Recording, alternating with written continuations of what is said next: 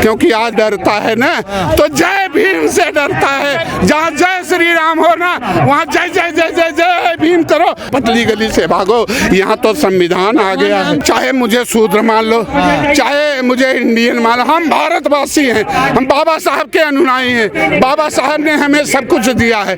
ये ऐसा है कभी धर्म से कुछ नहीं मिला है, कर्म से मिलता है, कर्म ही प्रधान होता है। आपको ये उलझाया जा रहा है, ये मीडिया वालों, आप भी उसी में से तो नहीं हो, उनके मुंह को लगाए रहो, 2024 तक यही पूछते रहो क्या है। इसलिए आपके माध्यम से मेरा मैसेज है कि ईवीएम हटाओ, लोकतंत्र बचाओ। जिस तरह रावण के नाम में अमृत था ना, उस तरह माननीय मोदी जी के दिमाग में ईवीएम छुपा है। जब तक ईवीएम है तब तक निर्णायक लड़ाई नहीं हो सकती। इसलिए ईवीएम हटाओ, बैलेट पेपर लाओ। उसी आप भी राजनीति कर रहे हो, ऐसा है, राजनीति बिना राजनीति के कुछ मिलेगा नहीं। बाबा साहब ने कहा था कि अगर गांव गली में भौंकने से अच्छा है देश के बड़े लोकतंत्र में जाओ, वहां अपनी आवाज बुलंद करो, वहीं तुम्हें मिलेगा। अब तो जागरूक हो गए, यही तो दिक्कत है। आप मिश्रा जी तो नहीं हो, मिश्रा जी तो नहीं हो, आप शूद्र हो, आप शूद्र हो, आप काले झंडे तो दिखाते रहो। हमें तो जेल में भी डाल दिया जाता है, हमें तो बंद भी कर दिया जाता है, लेकिन फिर भी हम हटते नहीं। हम अपनी लड़ाई जेल में इसलिए जब भी न्याय और बाबा साहब के संविधान में चलोगे तब आप, यही जंतर मंतर है, यहीं पर संविधान जलाया गया था, उस समय भी आवाज उठाने का काम किया था। ऐसा है, वही चल रहा है, आपको गुमराह किया जा रहा है। आप लोग इसी तरह बोलते रहो, जल्द से जल्द आपका धर्म परिवर्तन हो करके आपको बना दिया जाएगा आपका नया संविधान। यानी बाबा साहब का संविधान देख करके 35 देशों ने संविधान बनाया, आज 35 देश उस संविधान से चल रहा है, राष्ट्र को बुलंदियों पे। हमारे यहाँ जो 65 साल के बाद रिटायर हो जाते हैं वो देश की बड़ी कुर्सी पे बैठ जाते हैं। और राष्ट्र बनना चाहिए। अरे भैया, हमारा पूरे विश्व में भारतवर्ष की संस्कृति अलग है, सभ्यता अलग है, भाईचारा अलग है, और ये 4 फूलों का गुलदस्ता है। हमारे भारत में हिंदू हैं, हिंद महासागर, मुसलमान हैं महासागर, सिख हैं संयुक्त सागर, ईसाई हैं ईसा सागर। इतना अच्छा हमारा मजहब नहीं सिखाता, गंगा जमुनी तहजीब थी, आज उसको भी हमारा खत्म किया जा रहा है। और कौन फैला रहा है? आपको नहीं पता है, आज सब जानते हो, जान करके भी हमें गुमराह करते हो। आज हमारी यही पिछड़े देश को बांट रहे हैं, पिछड़ा देश यही किसान और जवान इस देश को चला रहे हैं। और जब हमारा देश आजाद हुआ था ना, हमारे पास खाने का भी, रामचरितमानस का विरोध कर रहे हैं ये पिछले देश में। ऐसा है, रामचरितमानस का विरोध कोई नहीं, उसमें जो गलत शब्द हैं, जो अब देखो अशिक्षित, जो दलित शोषित वंचित शिक्षा बाबा साहब के संविधान से पढ़ने लिखने का अधिकार पा गए। आप शूद्र हैं, आप कैसे पढ़ लिख सकते हैं? पढ़ने का अधिकार हमें संविधान से अधिकार मिला, पढ़ लिख करके उनके बगल में आज हम बैठने लगे, आंख में आंख डाल करके सवाल पूछने लगे। यही तो दिक्कत है मेरे भाई। इसीलिए तो आज अगर हमारे जो समाजवादी के मुखिया थे ना, वो लोग अगर पहले जाग गए होते और बाबा साहब को लेके जय भीम करके निकल गए होते ना, क्योंकि आज डरता है ना तो जय भीम से डरता है। जहाँ जय श्री राम हो ना वहाँ जय जय जय जय जय भीम करो, पतली गली से भागो। यहाँ तो संविधान आ गया है। अपमान कर रहे हैं आप। अरे भैया, ऐसा है, हमें यह देश संविधान से चलेगा। धर्म करोगे, जितने मंदिर वो बना दिए ना, साधु संत चलाएंगे इस देश। अरे मेरे भाई, एक मंदिर बनता है ना, बाहर भिखारियों की लाइन, अंदर भिखारियों की लाइन। धर्म से नहीं, ये संविधान से देश चला होता ना, हमारा देश पहले भी सोने की चिड़िया था और रहता। आज भी कहते हैं परमाधड़ी लोग, शीर्ष नेता बैठे हुए, अब तो छोड़ दो, अब तो छोड़ दो। जातीय जनगणना की मांग कर रहे हैं। अरे भैया, कुत्ते बिल्ली पेड़ पौधे पशु पक्षी की जनगणना हो सकती है, तो आदमियों की जनगणना करने में क्या आफत आ रही है? अरे जातिवाद का जहर फैलेगा। अरे भैया, जब सिख जाट कुमाऊं सबसे बड़ी जाति देखना है ना, तो आर्मी में देख लो भाई, 35 जातियों की रेजिमेंट, क्षेत्रों की रेजिमेंट है। अगर संविधान से देश चलता तो भाई सबकी, मैं तो कहता हूँ, या तो सबकी तोड़ दो, नहीं तो वीर हीरो की जोड़ दो। जय यादव, अही रेजिमेंट, अही रेजिमेंट। साहब जातिवाद को बढ़ावा दे रहे हैं यादव जी। ये ऐसा ये कोई जातिवाद को जो है बढ़ावा हम नहीं दे रहे, जातिवाद को बढ़ावा सरकार दे रहा है। ये वही सरकार है जो 2014 में आया था। अब माननीय प्रधानमंत्री नरेंद्र मोदी जी ने कहा था जात पात खत्म करूंगा, परिवारवाद खत्म करूंगा। सबसे बड़ी जातिवाद आज भी देखो तो भारतीय सेना के अंदर है, जो जातियों के नाम पे रेजिमेंट बना हुआ है। हम भी यही कह रहे हैं, या तो सबका रेजिमेंट तोड़ दो, नहीं तो यही रेजिमेंट को भी जोड़ दो। अग्निपथ आ गया ना, देखिए अग्निपथ ये तो बेरोजगारी की तरफ ले जा रहा है युवाओं को। जबकि सरकार आया था, उन्होंने कहा था 2 लाख करोड़ रोजगार दूंगा। 2 करोड़ तो रोजगार नहीं दिया, लेकिन 3-4 करोड़। ये भी पिछड़े, आप भी पिछड़े, तो दिक्कत कहाँ आ रही है? दिक्कत वहाँ आ रही है, मोदी जी नकली पिछड़े बन रहे।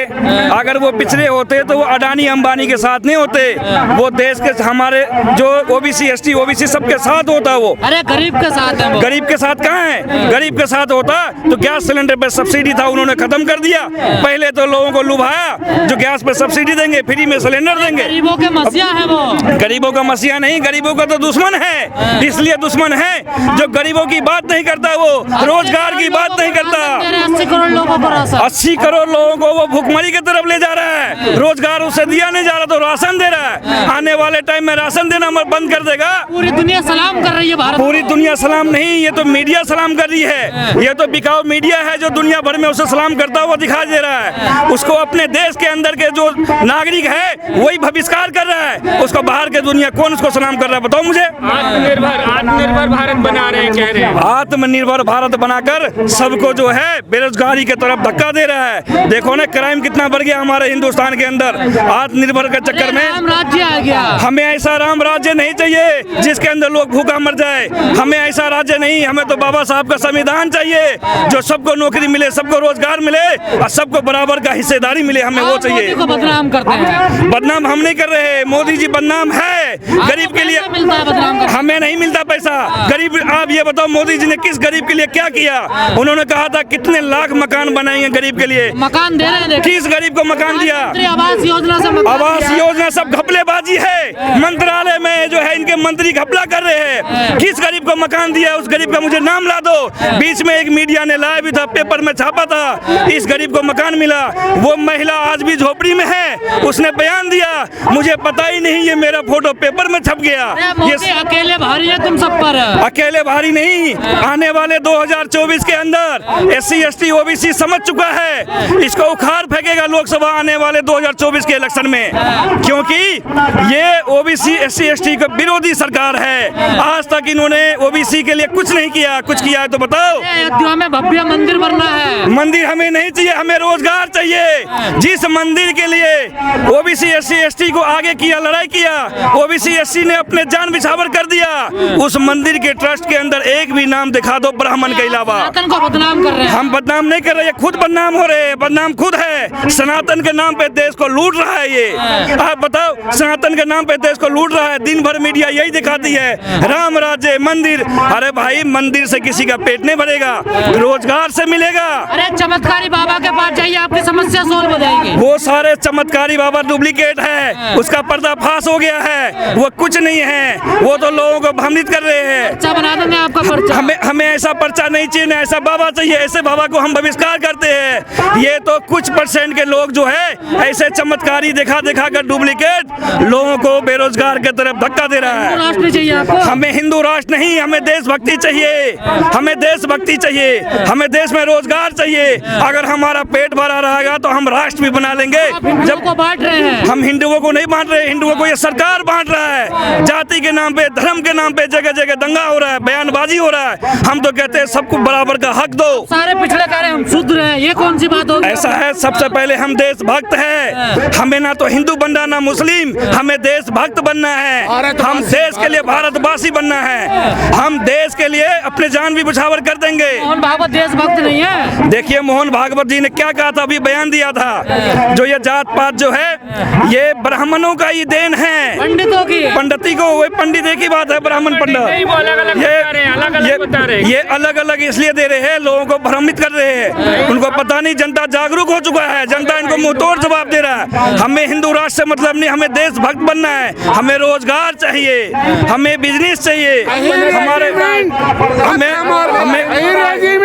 हमें जो है हमें हमारा रेजिमेंट चाहिए, क्योंकि हमारा इतिहास है रेजांगला का युद्ध पूरे विश्व के अंदर मशहूर है पूरा।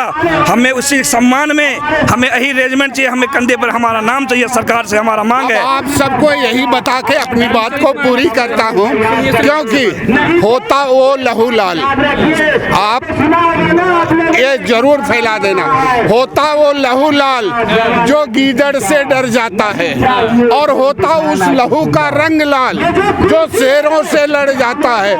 पर एक लहू का जलवा तो कुछ अजब रंग का होता है, जो मौत को ललकारे वो लहू अहिर का होता है, अहिर का होता है। अहिर रेजिमेंट हक हमारा, अहिर रेजिमेंट हक हमारा, अहिर रेजिमेंट हक हमारा।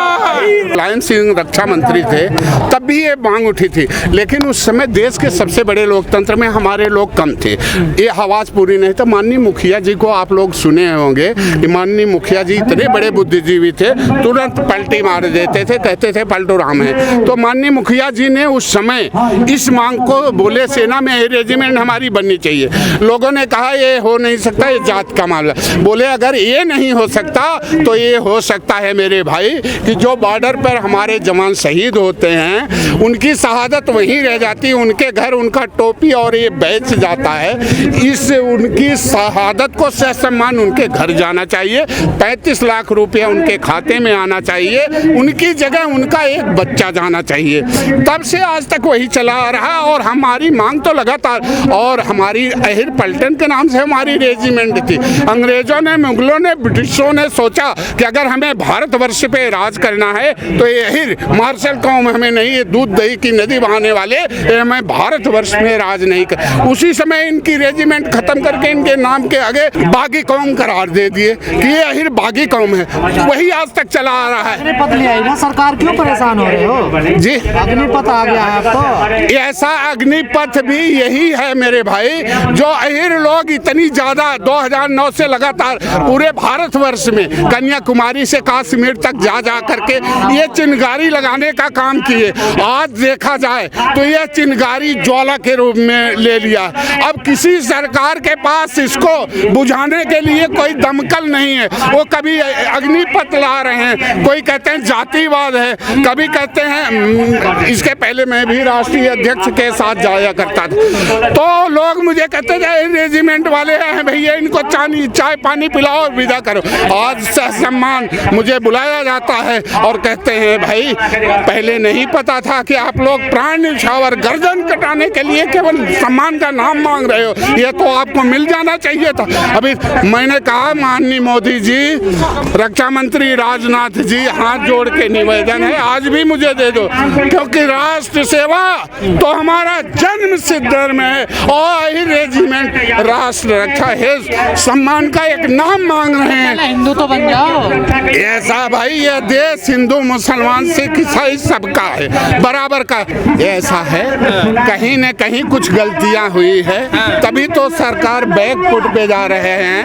आरएसएस के प्रमुख मोहन भागवत सामने आकर के ये कह रहे हैं कि यह जात पात मनोवादियों ने बनाया है, हाँ पंडितों ने बनाई है, तो ये कहीं न कहीं गलत है, इसलिए इस पे डिबेट नहीं।